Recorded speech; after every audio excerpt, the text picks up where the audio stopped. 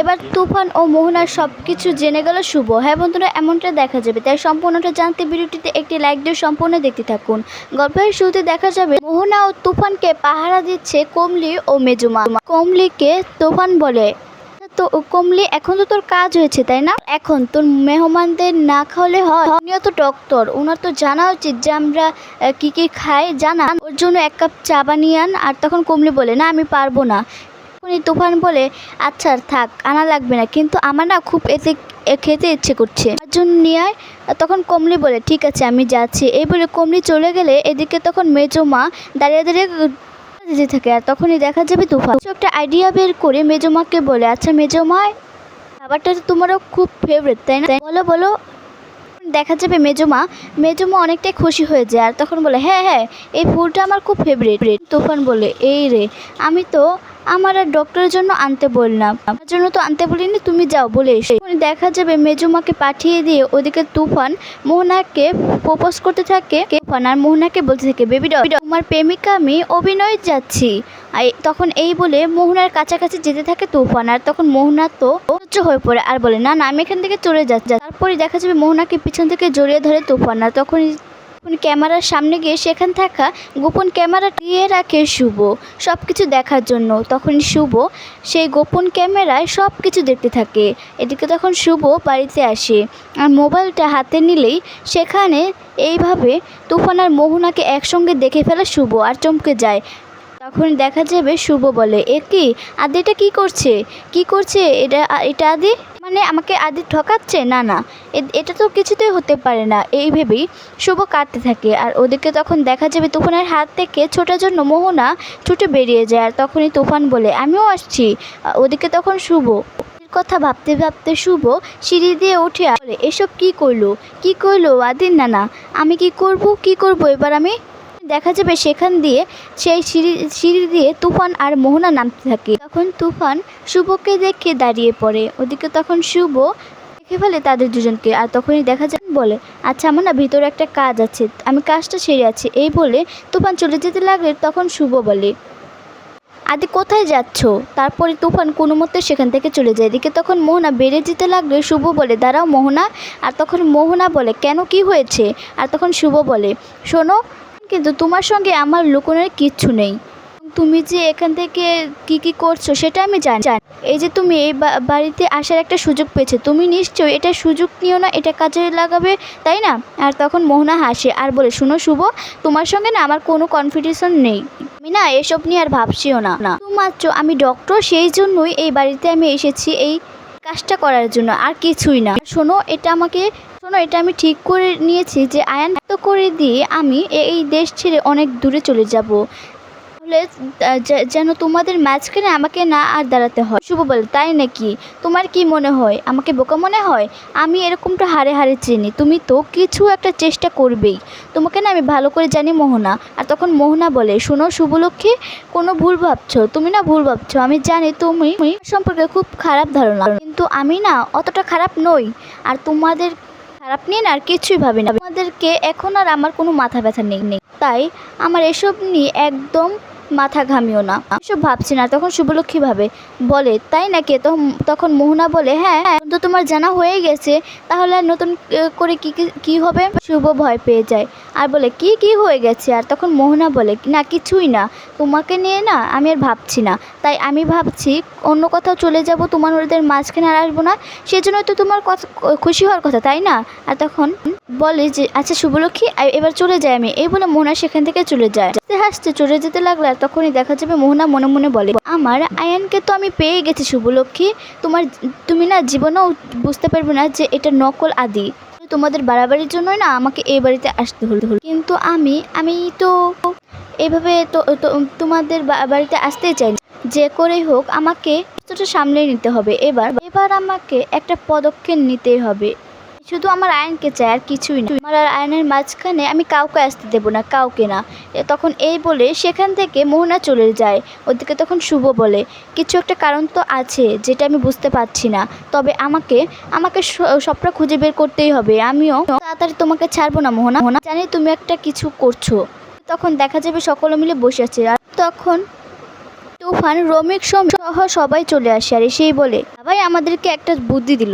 উনি দেখা যাবে আইডিয়ার কথা শুনে সবাই তখন বলে কিসের একটা আইডিয়া? এখন শ্রমিক বলে না মা, বিশ্বকর্মার পুজো আমরা ঘুরিয়ে ওড়াবো, জুনিয়র মিসেস সিনিয়র আমরা এই দুই নিয়ে তখন আমরা প্রতিযোগিতা করব। ঠিক আছে, আমরা এবার ঘুড়ি উড়াবো। আর তখনই শ্রাবন্তিনী বলে তাই নাকি, এর আইডিয়া হলো তোর কাছে আসলো কি করে আদি? আর তখন পুলক বলে এই যে এরকম তো ঘুড়ি ওড়ায়নি কখনো। তখন দেখা যাবে রূপস বলে আমরা অনেক দিন ধরেই ঘুড়ি ওড়াই না, তবে আমরা হারবো না, শেষ পর্যন্ত কিন্তু লড়েই যাব। আর এই বলে তখন সবাই মিলে খুব আনন্দ করতে থাকে। আর তখনই দেখা যাবে রিদ্ধি বলে হ্যাঁ এবার সব ব্যবস্থা আমাদেরকে করতে হবে, তো তাহলে আমরা জমিয়ে মজা করতে পারবো। দেখা যাবে শুভ মনে মনে বলে আমি তো জানি তুমি তোমার মাথা থেকে এরকম আইডিয়া কী করে আসে, আমিও দেখতে থাকি কি হচ্ছে এসব। আর তখনই দেখা যাবে তুফান নিজের মনে সব কথা বলতে থাকে এই বস্তিতে আমরা তো এরকমভাবেই দিয়ে আমরা তারপরে ঘুরে উড়াতাম, কত আনন্দ করতাম এত সারা দিন এভাবে বস্তি করে পরিশ্রম করে ঘুরিয়ে উড়তে। তখন এই তুফানের মুখে এই কথাগুলো শুনে হা করে তাকিয়ে থাকে। আর তখন শ্রাবন্তিনী বলে এই আদি তুই কবে ঘুরিয়ে উড়েছিস, উড়িয়েছিস এসব তুই কী বলছিস, এসব কিসব কথা বলছিস তুই? আর তখনই পূরবী বলে কি রে আদি এই দোস্তি কথা কি বলছিস তুই? বস্তি তারপর এরকম পুজো এসব তো কোনোদিন তোর মুখে শুনিনি, তুই তো নিউ ইয়র্কে বড় হয়েছিস, তাহলে এইসব কী করে বললি? শ্রাবন্তিনী বলে হ্যাঁ রে আদি এসব তুই কী বলছিস? উনি তুফান মনে মনে বলে কেলো করেছি এসব আমি কী বললাম, আমার জিভটা না আমি কিছুতে আটকাতে পারি না, কেন যে সব কথাগুলো বলে ফেললাম কে জানে। আর তখনই দেখা যাবে তুফান প্রচণ্ড ভয় পেয়ে যায়। এদিকে তখন শুভ মনে মনে বলে তুমি যে আমার আদি নও সেটা আমি বুঝতে পেরেছি, এবার শুধু দেখবো তুমি কি করো, এখন তোমাকে ধরা পড়তে চললে দেবে না।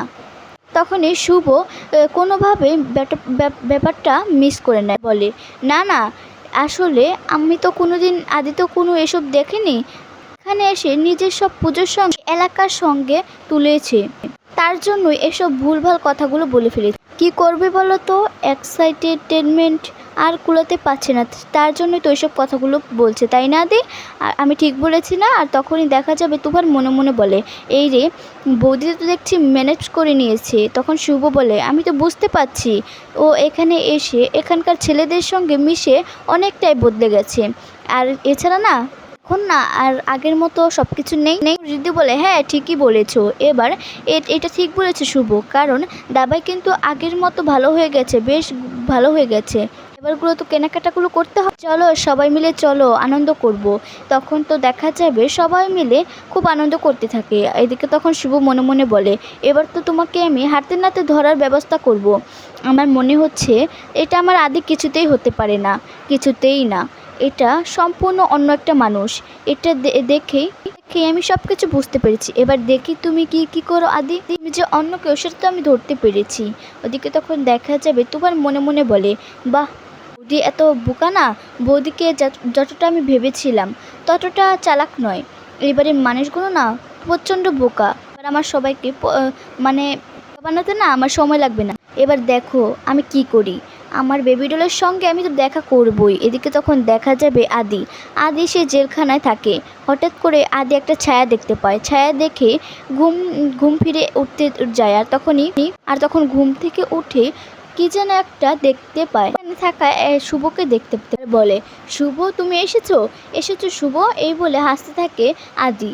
অন্যদিকে তখন দেখা যাবে শুভ নিজেদের ঘরে এসে ঘরটা গুছাতে থাকে আর বলে এই ঘরে আমার তো কত ছিটি, আর তখন দেখা যাবে সেখানে চলে আসে আর তুফান শুভকে দেখে তাকিয়ে থাকে। আর তখন শুভ বলে কি ব্যাপার, আমি তো এখান থেকে চলে যাব, কারণ এই ঘরে তো আমি বেশি আসি না, কতদিন হলো আসলাম, তো চলে যাব এখান থেকে। আর তখন দেখা যাবে তুফান বলে না না তোমাকে এখান থেকে যেতে বলেছি নাকি, না ওদের সঙ্গে পুজোর বাজার করতে যাবো। আর তখন দেখা যাবে শুভলক্ষ্মী বলে তাহলে চলো আমিও বাজার করতে যাবো পুজোর কেনাকাটার জন্য।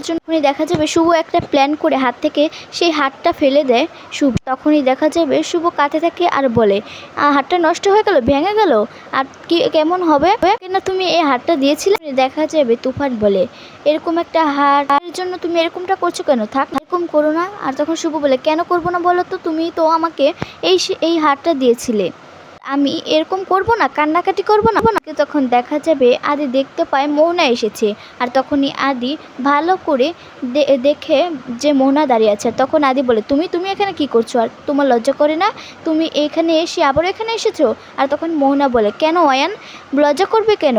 দেখো না, আমরা তো নতুন করে সংসার করতে শুরু করেছি, আমি তো তোমার বউ, সেই জন্যই তো আমি বউর মতো সাজবো। আর তখনই দেখা যাবে আদি বলতে থাকে, সেটা মোহনা, তুমি এত বাজে কথা বলবে। তখনই দেখা যাবে মোহনা বলে, আচ্ছা তুমি বলো কি খাবে, খাবার জন্য কি রান্না করব, যা যা বলবে তাই আমি রান্না করব। তখনই দেখা যাবে আদি বলে, না আমি একদমই খাবো না আমি। আর তখন মোহনা বলে, এসব কথা বললে হবে? আয়ান বলো তো, আমরা কত আনন্দ করব, একসঙ্গে থাকবো আমরা, এখন না পুরনো কথা বলে লাভ নেই। এখন দেখা যাবে ঠিক তখনই মোহনাকে একজন মেসেজ দেয়। মোহনা বলে, তো আয়ান, আমার না কপালটাই খারাপ, সঙ্গে এখন আসতে পারবো না, ঠিক আছে আমরা বরং ডিনার করবো একসঙ্গে, ঠিক আছে তোমার খাবারটা তুমি খেয়ে নিও। আর এই বলে সেখান থেকে মোহনা বেরিয়ে যায়। আর তখন ওদিকে দেখা যাবে তুফান শুভকে বলে, হ্যাঁ এই হারটাই তো তোমাকে আমি দিয়েছিলাম, এখন আমি ঠিক করে দিচ্ছি। তখন তুফান মনে মনে বলে, এবার আমি কি করে বুঝবো মাকাল ফলটা নিজের বউকে গিফট দিয়েছে, যাই হোক ভালো হয়েছে, এটা বরং আমার বেবি ডলকে দিয়ে দেবো, বেবি ডল খুশি হবে। আর তখন তুফান বলে, আচ্ছা ঠিক আছে তুমি চিন্তা করো না, এটা বরং আমি ঠিক করে